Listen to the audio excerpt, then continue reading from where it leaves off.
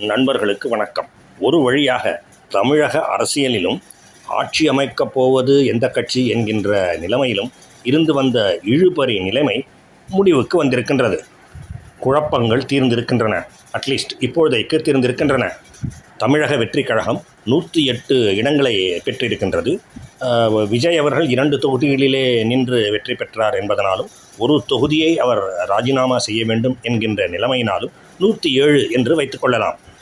காங்கிரஸ், இடதுசாரி கட்சிகள் மற்றும் இப்பொழுது விசிக ஆதரவு இவற்றுடன் தமிழக வெற்றிக் கழகம் பெரும்பான்மை பெறுகின்றது. நூல் இழையில்தான் பெரும்பான்மை பெற்றிருக்கின்றது என்பதை மறுப்பதற்கு இல்லை. காங்கிரஸ், இடதுசாரி கட்சிகள் மற்றும் விசிக இவர்கள் அளித்திருக்கின்ற ஆதரவிலே வேறுபாடுகள் இருக்கின்றன. பாஜகவையோ மற்றும் அதன் கூட்டணி கட்சிகளையோ சேர்த்து கொள்ளக்கூடாது என்கின்ற நிபந்தனையை காங்கிரஸ் விதித்திருப்பதாக தெரிகின்றது. இது இயல்பான ஒன்றுதான், புரிந்து கொள்ளக்கூடிய ஒன்றுதான். இதை ஒரு பெரிய தவறு என்று சொல்லிவிட முடியாது. இடதுசாரி கட்சிகளான இந்திய கம்யூனிஸ்ட் கட்சியும் மார்க்சிஸ்ட் கம்யூனிஸ்ட் கட்சியும் நிபந்தனையற்ற ஆதரவை தருவதாக கூறியிருக்கின்றன. அந்த நிபந்தனையற்ற ஆதரவு என்பதை நம்பலாம், ஓரளவுக்காவது நம்பலாம் என்று நான் கருதுகின்றேன். விடுதலை சிறுத்தை கட்சிகளும் நிபந்தனை இல்லாத ஆதரவு என்று தெரிவித்திருக்கின்றது. இதை முழுவதுமாக நம்பிவிட என்னால் முடியவில்லை. நிபந்தனையற்றதா அல்லவா என்பது காலப்போக்கில் தான் தெரியும் என்று நம்புகின்றேன். இப்பொழுதைக்கு நிபந்தனையற்ற ஆதரவு என்று தெரிவித்திருக்கின்றார் திருமாவளவன். இவர்கள் எல்லோருமே, ஆதரவு அளித்திருக்கின்ற எல்லோருமே உண்மையிலேயே விஜய் அவர்களுக்கு ஆதரவு அளித்திருக்கின்றார்களா, அல்லது குடியரசு தலைவர் ஆட்சி என்று வந்துவிட்டால் பாஜக தமிழ்நாட்டை மறைமுகமாக ஆளும் என்கின்ற அச்சத்தினாலே ஆதரிக்கின்றார்களா என்பதை பற்றி உறுதியாக கூறுவதற்கு இல்லை. குடியரசுத் தலைவர் மூலம் பாஜக இந்த மாநிலத்தை, தமிழ்நாட்டை ஆண்டுவிடக்கூடாது என்பதற்காகத்தான் இவர்கள் விஜயுடன் ஒன்று சேர்ந்திருக்கின்றார்கள் என்று நான் நினைக்கின்றேன். அது சரியாக இருக்கலாம், தவறாகவும் இருக்கலாம். முதலிலே விஜய் அவர்களின் தமிழக வெற்றிக் கழகம் பெற்றிருப்பது நூலிழை ஆதரவு என்பதை நாம் கருத்திலே கொள்ள வேண்டும். எனவே எப்பொழுது வேண்டுமானாலும் எந்த காரணத்தினாலும் ஆட்சிக்கு ஆபத்து வரக்கூடும். இரண்டாவதாக, தமிழக வெற்றிக் கழகம் திமுகவுக்கு ஒரு நல்ல மாற்றை கொடுத்துவிடும் என்று நான் நம்பவில்லை. திமுகவை போல தமிழக வெற்றிக் கழகம் அடிப்படையிலேயே ஒரு தீய சக்தியாக இல்லாமல் இருக்கலாம். இப்பொழுதைக்கு அப்படி நான் நம்புகின்றேன். ஆனாலும் ஆட்சியிலே சிறந்த மாறுதல்கள் எதுவும் வந்துவிடா. விஜய் அவர்களை சுற்றி இருப்பவர்கள் அப்படி வந்து விடுவதற்கு, நல்ல ஆட்சி மலர்வதற்கு அனுமதித்து விட மாட்டார்கள் என்று நினைக்கின்றேன். எனவே விஜய் அவர்கள் பதவியேற்றாலும் அந்த ஆட்சி தொடர்ந்தாலும் நடக்கப்போவது என்னவோ இன்னொரு அலங்கோலமான ஆட்சி என்று நான் நம்புகின்றேன். விஜய் கட்சியின் 2ஆம் கட்ட 3ஆம் கட்ட தலைவர்கள் தான் அப்படி.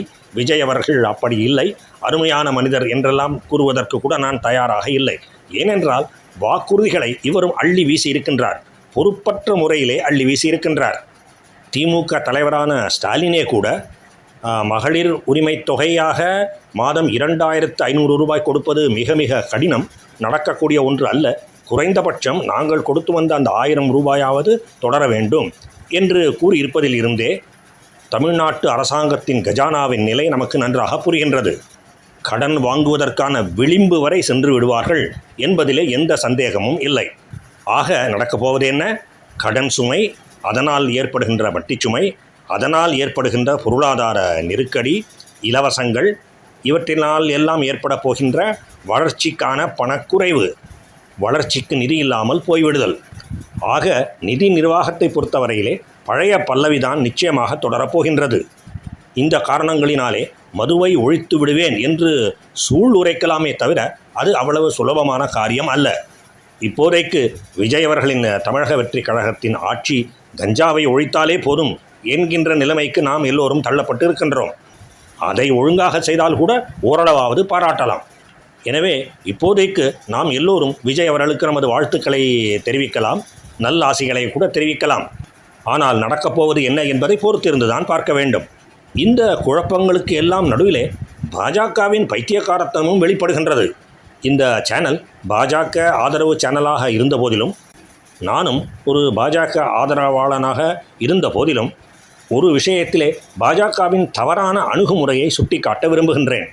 பாஜக மேலிடம் காங்கிரஸ் வந்து விடக்கூடாது, மீண்டும் கால் ஊன்றி விடக்கூடாது, மக்கள் ஆதரவை பெற்றுவிடக்கூடாது, அதிக அளவில் எம்எல்ஏக்களை பெற்றுவிடக்கூடாது என்றெல்லாம் துடியாய் துடிக்கின்றார்கள். முழு இந்தியாவை பொறுத்த வரையிலே காங்கிரஸ் கிட்டத்தட்ட அழிந்து கொண்டிருக்கின்ற அல்லது அழிந்து போய்விட்ட ஒரு கட்சி, பெரும்பாலும் அழிந்து போய்விட்ட ஒரு கட்சி. எனவே அது தமிழ்நாட்டிலே இன்னும் நன்றாக கால் ஊன்றிவிடக்கூடாது என்பதையே மனத்திலே கொண்டு அதையே ஜபம் செய்து கொண்டிருப்பதிலே எந்த பலனும் இல்லை, தேவையில்லாத ஒன்று.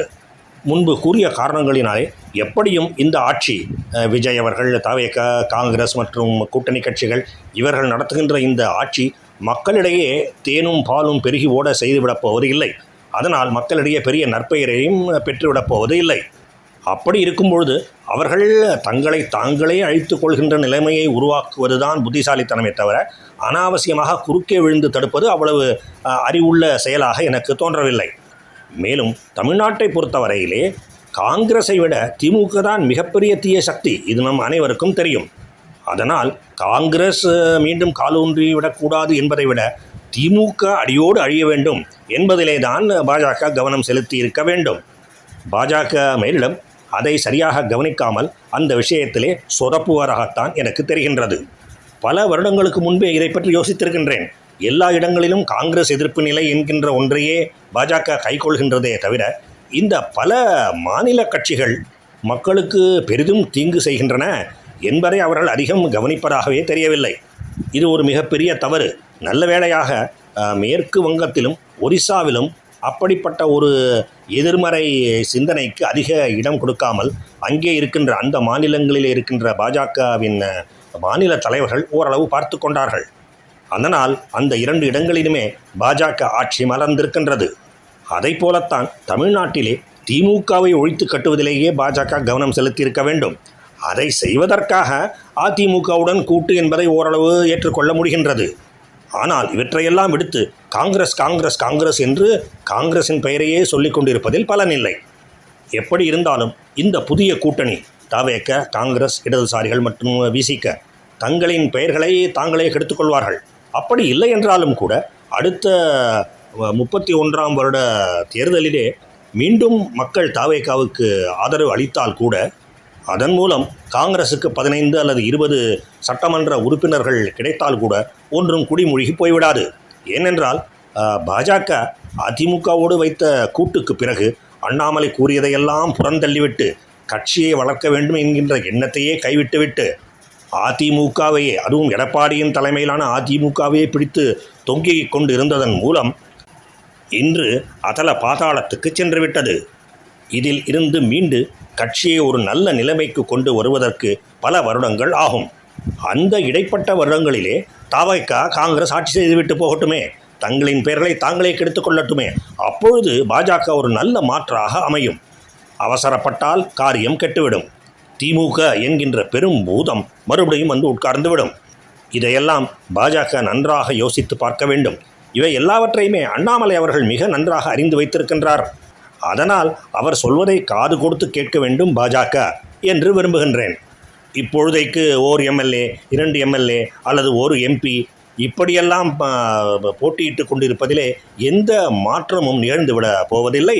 மக்கள் மனத்திலே பாஜக ஒரு நல்ல இடத்தை பெற்றுவிடப் போவதும் இல்லை.